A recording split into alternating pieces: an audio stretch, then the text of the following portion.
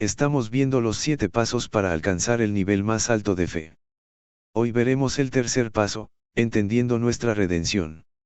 En los 3 primeros capítulos de Génesis vemos la historia de la creación y caída del hombre. En Génesis 1, 26-27 vemos que Dios creó al hombre a su imagen y semejanza. Entonces dijo Dios: hagamos al hombre a nuestra imagen, conforme a nuestra semejanza, y señoree en los peces del mar, en las aves de los cielos, en las bestias, en toda la tierra, y en todo animal que se arrastra sobre la tierra. Y creó Dios al hombre a su imagen, a imagen de Dios lo creó, varón y hembra los creó. En 1 Tesalonicenses 5:23 dice: y el mismo Dios de paz os santifique por completo, y todo vuestro ser, espíritu, alma y cuerpo, sea guardado irreprensible para la venida de nuestro Señor Jesucristo. El hombre es imagen de Dios en el sentido que es un ser espiritual, tal como Dios lo es, y es semejanza de Dios en el sentido que es trino como Dios. Juan 4:24. 24 Dios es espíritu, y los que le adoran, en espíritu y en verdad es necesario que adoren. Como vimos en 1 Tesalonicenses 5:23, el hombre posee 3 partes: un espíritu, un alma y un cuerpo, que aunque los separamos por cuestión de estudio, es una unidad. El espíritu es la parte central del hombre, el verdadero yo del hombre. Cuando el cuerpo físico del hombre muere y es enterrado, el espíritu sigue vivo. Es la parte eterna del hombre. El espíritu nunca puede morir, y como hombre es un espíritu tampoco muere. En Filipenses 1:23-24 Pablo se encuentra en una disyuntiva: no sabe si quedarse en la tierra o ir al cielo, porque de ambas cosas estoy puesto en estrecho, teniendo deseo de partir y estar con Cristo, lo cual es muchísimo mejor, pero quedar en la carne es más necesario por causa de vosotros. Pablo dice que sea que muera físicamente o que se quede en la tierra, él iba a seguir vivo. Leamos 2 de Corintios 4:16. Por tanto, no desmayamos, antes aunque nuestro hombre exterior se va desgastando, el interior no obstante se renueva de día en día. La Biblia en lenguaje sencillo nos aclara la idea, por eso no nos desanimamos. Aunque nuestro cuerpo se va gastando, nuestro espíritu va cobrando más fuerza. Hay un hombre interior y un hombre exterior. El hombre interior es el espíritu, y el exterior es nuestro cuerpo. El hombre exterior, el cuerpo, no es nuestro verdadero yo, es la casa donde vive el hombre interior, que es el verdadero yo. Podemos definir entonces que el espíritu es el verdadero yo del hombre, el hombre interior, el cual es eterno. También podemos definir que el cuerpo es el hombre exterior, la casa donde vivimos. ¿Qué es el alma? El alma es la parte mental o intelectual del hombre, donde se encuentran nuestras emociones, pensamientos, decisiones e intelecto. En Hebreos 4:12, hablando de la diferencia entre el espíritu y el alma, dice: porque la palabra de Dios es viva y eficaz, y más cortante que toda espada de 2 filos, y penetra hasta partir el alma y el espíritu, las coyunturas y los tuétanos, y discierne los pensamientos y las intenciones del corazón. Veamos cómo lo dicen otras versiones. En la Biblia de Jerusalén leemos: ciertamente, es viva la palabra de Dios y eficaz, y más cortante que espada alguna de 2 filos. Penetra hasta las fronteras entre el alma y el espíritu, hasta las llenturas y médulas, y escruta los sentimientos y pensamientos del corazón. La Biblia de las Américas lo pone así: porque la palabra de Dios es viva y eficaz, y más cortante que cualquier espada de 2 filos, penetra hasta la división del alma y del espíritu, de las coyunturas y los tuétanos, y es poderosa para discernir los pensamientos y las intenciones del corazón. Notemos que entre el espíritu y el alma hay una frontera o división, es decir, son 2 cosas distintas, aunque están unidas, son parte de un todo, que es la persona. Por eso los separamos para poder estudiarlos. En 1 de Corintios 14:14 podemos ver la diferencia: porque si yo oro en lengua desconocida, mi espíritu ora, pero mi entendimiento queda sin fruto. La Biblia de Jerusalén nos da más luces acerca de esto: porque si oro en lengua, mi espíritu ora, pero mi mente queda sin fruto. El espíritu ora, pero el entendimiento o la mente, que es parte del alma, queda sin fruto. Es decir, podemos ver que el espíritu y el alma son y tienen funciones diferentes. Definiendo. El espíritu es la parte central, el hombre interior, el verdadero yo del hombre. El alma es la parte pensante del hombre, donde se encuentran las emociones, las decisiones y pensamientos del hombre. El cuerpo es la parte externa del hombre, el hombre exterior, la casa en la cual vivimos. Entendiendo esto, veamos la creación y la caída del hombre.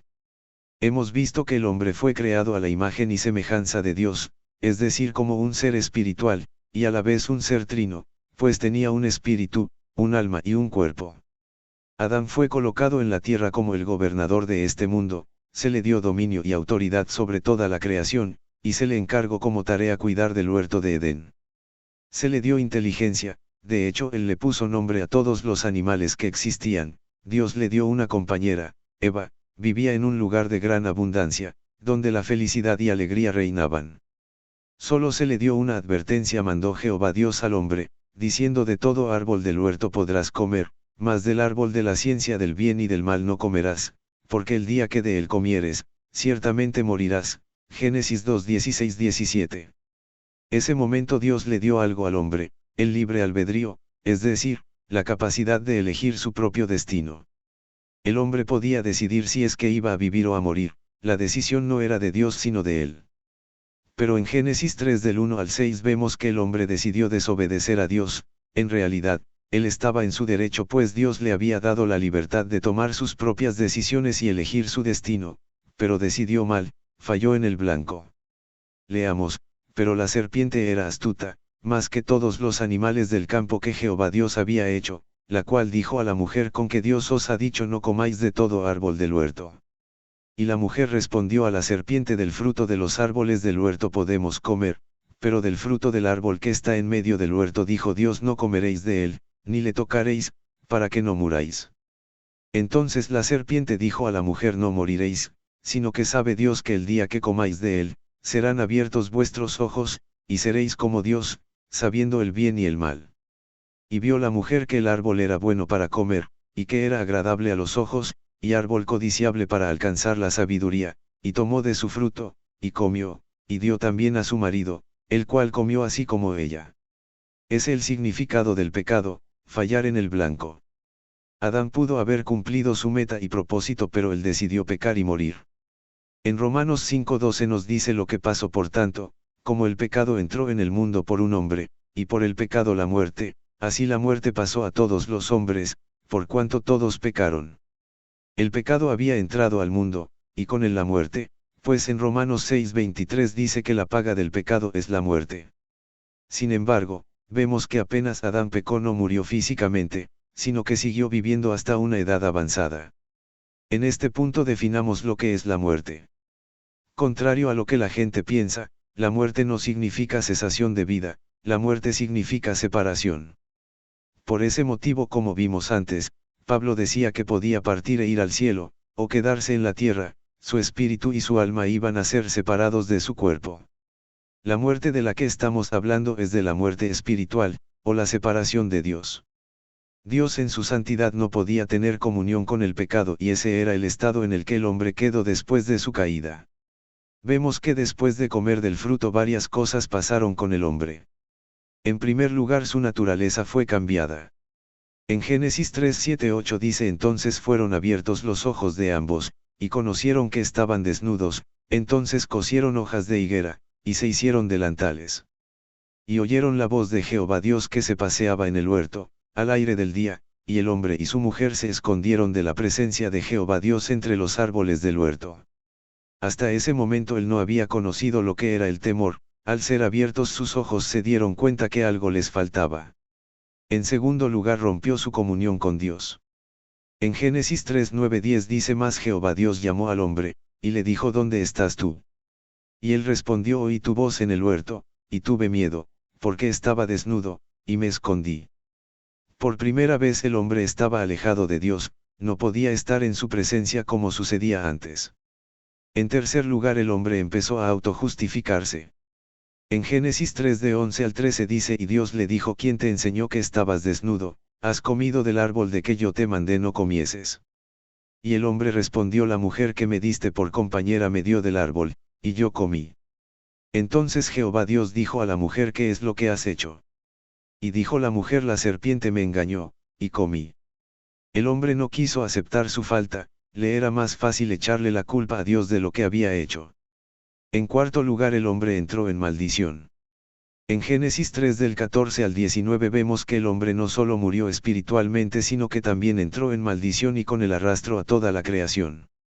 Leamos, y Jehová Dios dijo a la serpiente: por cuanto esto hiciste, maldita serás entre todas las bestias y entre todos los animales del campo, sobre tu pecho andarás, y polvo comerás todos los días de tu vida. Y pondré enemistad entre ti y la mujer, y entre tu simiente y la simiente suya, ésta te herirá en la cabeza, y tú le herirás en el calcañar. A la mujer dijo: multiplicaré en gran manera los dolores en tus preñeces, con dolor darás a luz los hijos, y tu deseo será para tu marido, y él se enseñoreará de ti. Y al hombre dijo: por cuanto obedeciste a la voz de tu mujer, y comiste del árbol de que te mandé diciendo: no comerás de él, maldita será la tierra por tu causa, con dolor comerás de ella todos los días de tu vida. Espinos y cardos te producirá, y comerás plantas del campo. Con el sudor de tu rostro comerás el pan hasta que vuelvas a la tierra, porque de ella fuiste tomado, pues polvo eres, y al polvo volverás. En quinto lugar, el hombre fue echado del Edén. En Génesis 3 del 22 al 24 dice: y dijo Jehová Dios: he aquí el hombre es como uno de nosotros, sabiendo el bien y el mal. Ahora, pues, que no alargue su mano, y tome también del árbol de la vida, y coma, y viva para siempre. Y lo sacó Jehová del huerto del Edén, para que labrase la tierra de que fue tomado. Echó, pues, fuera al hombre, y puso al oriente del huerto de Edén querubines, y una espada encendida que se revolvía por todos lados, para guardar el camino del árbol de la vida. Finalmente el hombre fue echado del huerto, a una tierra totalmente diferente a la que conoció, donde las cosas le iban a ser difíciles y complicadas, y donde finalmente moriría físicamente. Sin embargo, dos cosas sucedieron que le darían esperanza al hombre de que sería finalmente redimido. Primero, en Génesis 3:15 se da la primera mención respecto a la venida del Mesías al mundo, donde dice: y pondré enemistad entre ti y la mujer, y entre tu simiente y la simiente suya, ésta te herirá en la cabeza, y tú le herirás en el calcañar. Segundo, Dios establece el derramamiento de sangre como medio de expiación de los pecados del hombre. En Génesis 3:21 dice: y Jehová Dios hizo al hombre y a su mujer túnicas de pieles, y los vistió. Para poder vestir con pieles a Adán y Eva él tuvo primero que matar animales. Esto significa que para cubrir el pecado del hombre se necesitaba del derramamiento de sangre. Jesús cumplió con estas dos cosas por nosotros. Él es nuestro Mesías y él vino para quitar nuestros pecados por medio de su sangre. En Romanos 5:14, 18 y 19 dice: por tanto, como el pecado entró en el mundo por un hombre, y por el pecado la muerte, así la muerte pasó a todos los hombres, por cuanto todos pecaron. Así que, como por la transgresión de uno vino la condenación a todos los hombres, de la misma manera por la justicia de uno vino a todos los hombres la justificación de vida. Porque así como por la desobediencia de un hombre los muchos fueron constituidos pecadores, así también por la obediencia de uno, los muchos serán constituidos justos. Debido al pecado de Adán, todos los hombres murieron espiritualmente y luego físicamente. Los hombres se convirtieron en pecadores, pero por la obra de Jesús fueron hechos justos. En Juan 8:44 vemos que la misma naturaleza del hombre fue cambiada y se convirtieron en hijo del diablo. Vosotros sois de vuestro padre el diablo, y los deseos de vuestro padre queréis hacer. Él ha sido homicida desde el principio, y no ha permanecido en la verdad, porque no hay verdad en él. Cuando habla mentira, de suyo habla, porque es mentiroso, y padre de mentira. El hombre que había sido creado para tener a Dios como Padre ahora tenía un nuevo Padre que era el diablo. En Efesios 2:1-3 vemos las consecuencias de esa transformación. En la Nueva Versión Internacional leemos: en otro tiempo ustedes estaban muertos en sus transgresiones y pecados, en los cuales andaban conforme a los poderes de este mundo. Se conducían según el que gobierna las tinieblas, según el espíritu que ahora ejerce su poder en los que viven en la desobediencia. En ese tiempo también todos nosotros vivíamos como ellos, impulsados por nuestros deseos pecaminosos, siguiendo nuestra propia voluntad y nuestros propósitos. Como los demás, éramos por naturaleza objeto de la ira de Dios. El hombre estaba muerto, viviendo en pecado, siguiendo los deseos de su cuerpo y su alma, se había convertido en hijo de ira, es decir, condenado al infierno. Por este motivo Dios tenía que preparar un plan para poder rescatar al hombre de su destrucción final. Este plan de rescate es la redención. El término redención se define así: en acción y efecto de redimir o redimirse. Cumplimiento de condena. En derecho, es el acto que libera al deudor de alguna obligación, mediante su pago, o de los gravámenes que pesan sobre una cosa, cancelándolos mediante la restitución del dinero recibido a cambio. Teológicamente, en sentido puramente religioso, liberación del hombre del sometimiento a poderes sobrenaturales extraños. Desde una perspectiva cristiana, la palabra redención proviene del término hebreo gal, que significa actuar como pariente redentor. Apunta a cómo Jesús se hizo humano para poder ser nuestro pariente redentor. En el Antiguo Testamento, se usa para referirse a cómo Dios libera a su pueblo de la esclavitud en Egipto. Así, la redención implica ser liberados de algún tipo de atadura. En el Nuevo Testamento, la redención está asociada a la salvación que Jesucristo ofrece de la esclavitud del pecado a través de su sacrificio en la cruz. Jesús pagó el rescate con su propia vida para redimir a la humanidad del castigo del pecado. Por eso Él es el Redentor. La redención restaura la relación del ser humano con Dios al perdonar sus pecados por medio de la gracia. Como vemos, la redención del hombre es obra personal de Cristo, realizada a través de su muerte y de su resurrección. En cuanto causa de esta liberación o salvación, Cristo es Redentor. El concepto de redención añade al de salvación la idea complementaria de un precio a pagar. Tal precio es la muerte de Cristo en la cruz. El redimido lo es del pecado, concebido por el alejamiento de Dios, o pecado original. Para poder dar una idea más clara, veamos también la definición del término redimir. Rescatar o sacar de esclavitud al cautivo mediante un precio. Librar de una obligación o extinguirla. Figurativamente, poner término a algún vejamen, dolor, penuria u otra adversidad o molestia. Comprar de nuevo alguna cosa que se había vendido, poseído o tenido por alguna razón o título. Las definiciones de la enciclopedia nos dan una idea muy clara de lo que es la redención. A través de ella es que fuimos hechos libres de la esclavitud del pecado y de Satanás. En 1 Pedro 1, 18-19 podemos ver lo que significó nuestra redención, sabiendo que fuisteis rescatados de vuestra vana manera de vivir, la cual recibisteis de vuestros padres, no con cosas corruptibles, como oro o plata, sino con la sangre preciosa de Cristo, como de un cordero sin mancha y sin contaminación. El precio para ser rescatados de la esclavitud de Satanás y de la paga del pecado fue la sangre de Cristo. ¿Por qué era importante la sangre? Cuando hablamos acerca de la caída del hombre vimos dos cosas: Dios prometió un Mesías y además mató dos animales para cubrir con sus pieles la desnudez de su cuerpo y con su sangre cubrir su pecado. Es en Génesis 3:15 donde vimos que Dios nos da el primer indicio del plan de redención: y pondré enemistad entre ti y la mujer, y entre tu simiente y la simiente suya, ésta te herirá en la cabeza, y tú le herirás en el calcañar.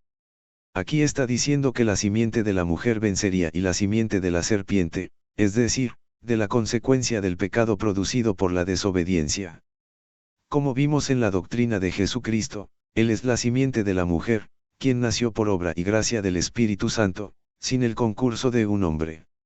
En Génesis 3:21 vemos que Dios tuvo que matar animales para cubrir a Adán y Eva. Lo que estaba mostrando era el método por el cual los pecados eran cubiertos.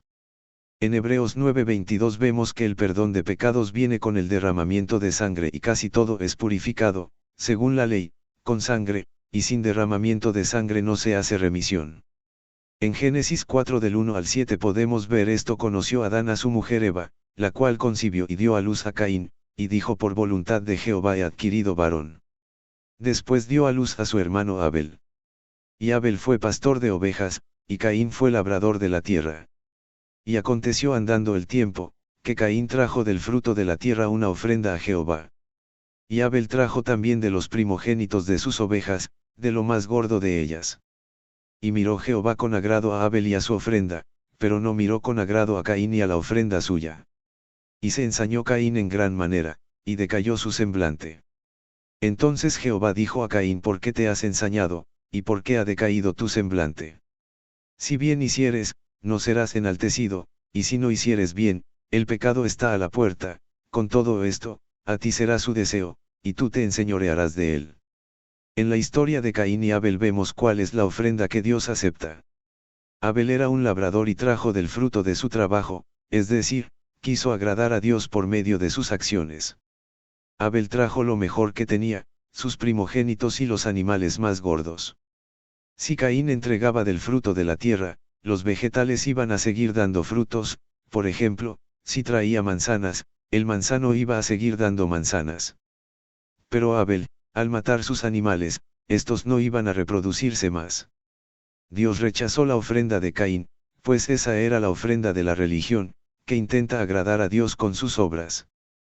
Pero Abel dio una ofrenda de fe, sacrificó sus ovejas, derramó sangre para justificarse, por eso su ofrenda fue agradable a Dios. En Hebreos 11:4 se da testimonio de la fe de Abel. Por la fe Abel ofreció a Dios más excelente sacrificio que Caín, por lo cual alcanzó testimonio de que era justo, dando Dios testimonio de sus ofrendas, y muerto, aún habla por ella.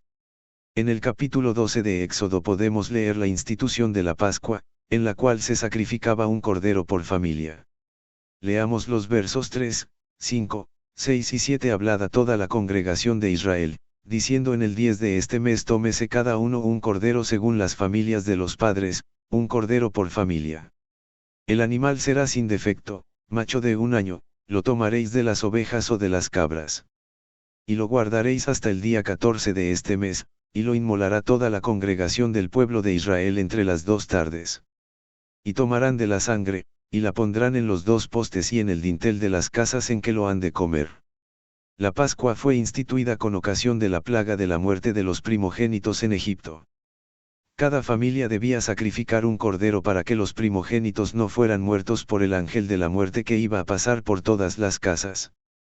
En la casa en la que viere la señal de la sangre en la puerta no iba a suceder nada, pero si no estaba la sangre, el primogénito moriría. Vemos aquí que la sangre era derramada por la salvación del primogénito. En Levíticos 4 del 13 al 21, como la sangre era derramada por el pecado del pueblo si toda la congregación de Israel hubiere errado, y el hierro estuviere oculto a los ojos del pueblo, y hubieren hecho algo contra alguno de los mandamientos de Jehová en cosas que no se han de hacer, y fueren culpables, luego que llegue a ser conocido el pecado que cometieren, la congregación ofrecerá un becerro por expiación, y lo traerán delante del tabernáculo de reunión.